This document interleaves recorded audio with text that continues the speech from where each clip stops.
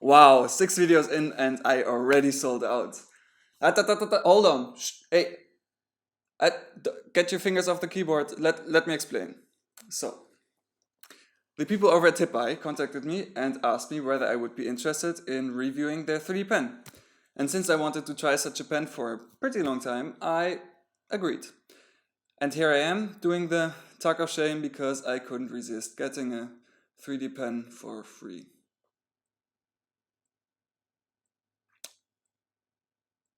Okay, so let's get the pen out of its package and see what we've got. The pen cost 39 euros on Amazon when I got it, but they've increased the price to 43 euros since. Of course, for that price you can't expect the pen to have batteries, which indeed it doesn't. Instead, it is powered via a micro USB and a 2 amp power supply.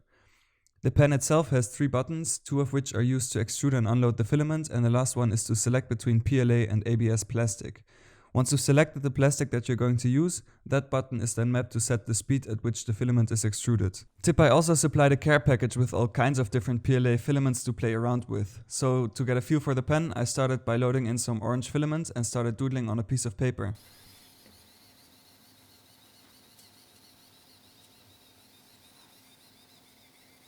I quickly realized that the plastic comes out really hot, which means that it stays runny for quite a long time before it solidifies again. Although the high operating temperature decreases the viscosity of the plastic and thus decreases the amount of torque the motor has to have, it's still a pity because that means that you can't really draw straight in the air as the plastic will just droop down. At this point I felt like I'd played around enough with the pen and I was ready to draw my first things. I started off by taking a low power LED light bulb and tried drawing on that, since I thought that that might create some nice shadow patterns once turned on. I switched to black filament for that and started drawing. After my first line I realized that the plastic didn't really stick to the glass, so I used a well-known trick that's often used with 3D printing, which is to apply a thin layer of PVA glue to the glass surface. Once I did that, the plastic did stick to the light bulb, so I went on and drew some abstract lines. Since it's winter in my hemisphere and the first snow is starting to fall, I thought it would be nice to add some sort of a winter landscape to complement the black lines as some kind of a dark sky. I switched to white filament and started drawing some snowy mountains. Then I switched back to black again and drew some outlines and added shadows. I really liked the simplistic black and white vibe it created. Unfortunately, the pen stopped extruding midway and it was clear that the filament got jammed because the motor wasn't even able to unload the filament anymore. After trying to extrude at different speeds and trying to unload for a couple of times, I decided to open the pen up and take a look inside. There's a panel on the bottom of the pen that comes off by undoing a simple Phillips screw, and although I was not happy that the pen failed in the first place, I must admit that I like how simple and serviceable the pen is made.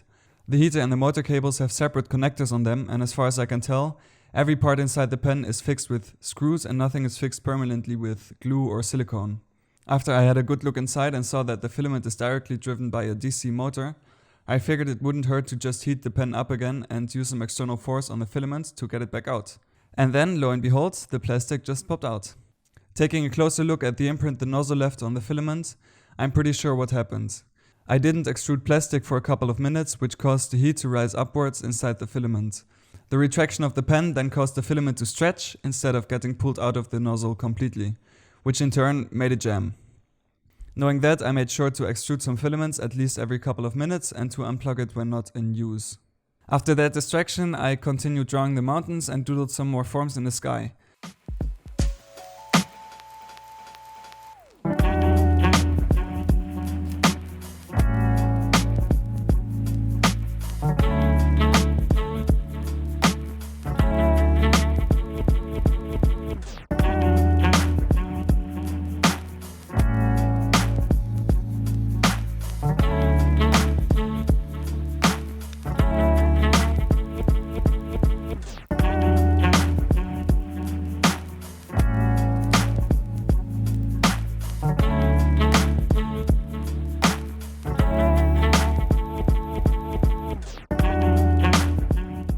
At this point I was already pretty happy with the landscape, but I had so much fun that I added another layer of mountains in the foreground and scattered some stars in the sky. With my lamp finished, I set it aside for now as I already had a different idea for what to make. See, I run my camera off a 6-cell LiPo battery because the normal batteries are total junk and only last about 15 minutes while recording. To do that, I've built this crude contraption that lets me connect any battery I want externally. I currently have nowhere to put the battery while filming with a tripod, so it would be great if I could create some sort of a container that lets me mount the battery to the tripod. This would also be a perfect test to see how well the 3D pen would handle ABS, as the battery is really heavy and ABS is quite a bit stronger than regular PLA. Too bad the people over at Tipeye didn't send me any ABS filament to try out. But no worries, because I had a spool of 1.75mm ABS laying around, which worked just fine. I started by drawing the 4 sides of the container individually. I didn't fully fill in the sides of the container to save some time, and I figured they wouldn't have to be that strong anyway. Then I stuck all the sides together using some more plastic as glue. I also drew some kind of a hook, which I added as well, to what now looks like a basket. And to finish things up, I reinforced everything I thought could need some more reinforcement and mounted it to my tripod. One thing I learned from this is that you really don't want to make any geometric or mechanical parts with a 3D pen. Not only will it just never be as strong as a regular 3D printed part, but it will also look like garbage if your skill level is as low as mine. On top of that, I could have used the same amount of time I spent making this basket in Fusion 360 to create a proper model and print it on my Transform 3R, which is exactly what I did. I pretty much copied the same basket-like design and drew the hook separately so that it would print without support material. While that was printing, I really wanted to make one last thing with the 3D pen, and since Christmas is getting closer and closer, I decided to draw Rudolph the reindeer. I started by sketching out a side profile on a piece of paper, which I could then trace over with the 3D pen.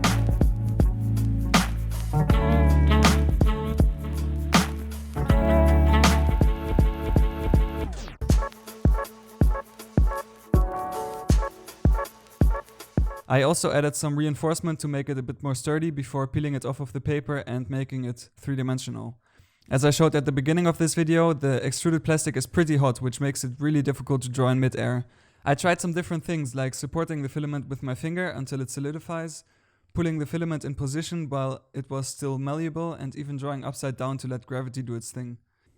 In the end, I found that putting the pen at its slow speed and blowing at the plastic as it is extruded worked really well. So I roughly formed out the basic shape of Rudolph's body before drawing his legs. I created those in a similar way as the body and glued them together using some more plastic.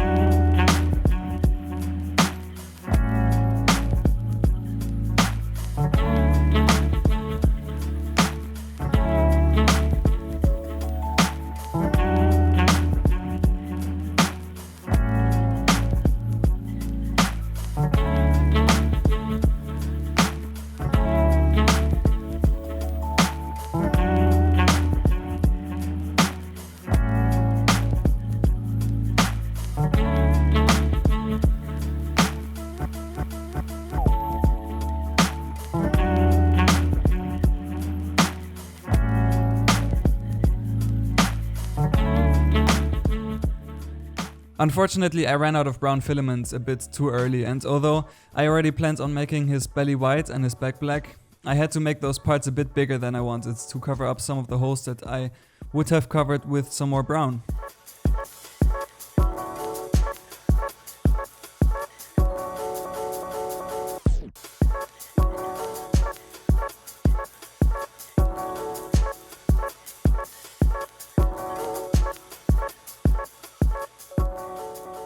But it all worked out fine, and after adding some more finishing touches like ears, tail, antlers, and of course Rudolph's red nose, he was finished. In the meantime, I hadn't even realized that the battery holder finished printing as well. The 2 parts came out great, with no cleanup required. I designed the holder to have 2 rails where the hook would fit inside in an effort to make aligning the hook on the back of the basket easier, and to help with rigidity, since that is where most of the load is concentrated. So I glued the hook to the basket with some CA glue and replaced the previous basket with it. The orange basket had already served me well while filming the previous clips, but a 3D pen is just not something you want to use to create mechanically sound parts, so I'm happy to replace it already. With the day coming to an end, I wanted to try my light bulb out as a reading lamp. The shadows it cast were really nice, but I found it even more astonishing that the LED light bulb was able to create such a full tungsten light. LED technology has truly come a long way.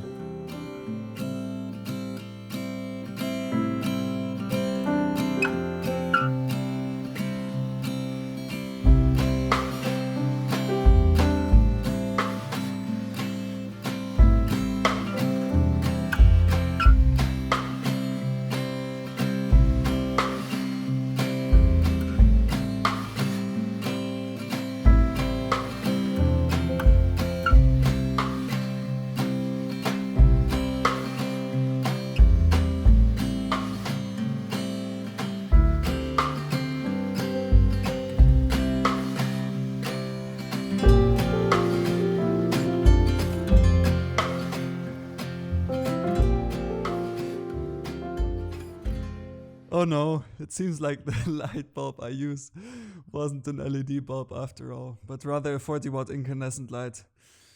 Who would have known?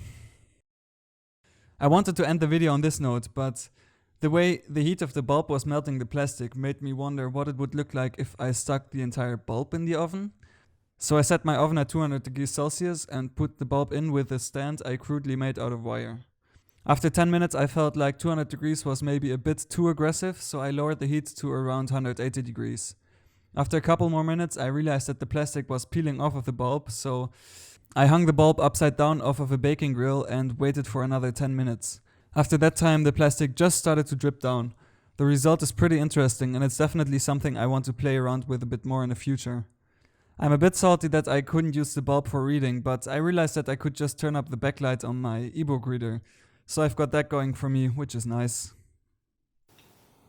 All in all, I must say that I'm really impressed with this 3D pen. It did have a filament jam once, but that was pretty easy to fix. And the only thing I have to complain about is that the extrusion temperature is a bit too high. I understand that the motor probably lacks the power to push cooler filament through the nozzle, but I still found it just a bit annoying that the temperature was so high. Of course, this pen also doesn't run on batteries, but let's be real, that isn't something you can expect at this low price point anyways. What positively stood out to me is that the pen is really easy to take apart and thus is very serviceable. After doing some research, I also found out that not all pens retract the filament after extruding, which this pen actually does. And apparently the fact that it works with regular 1.75mm diameter filament isn't a given either, as some pens will use proprietary filament diameters to circumvent just that. I wouldn't use this pen to draw any mechanical parts, especially because that would be just stupid, because I have two 3D printers at my disposal, but as a creative tool, I had so much fun using it, especially drawing this reindeer, and yeah, I can't wait to use it a bit more and make some other cool things. So if you're interested in buying this 3D pen and want to support me with a small kickback of your purchase, you can go in the description down below, where I've added Amazon affiliate links to both the 3D pen and of course the plastic. So yeah, thank you for watching and thank you for making it so far into this video, and I hope to see you in my next video.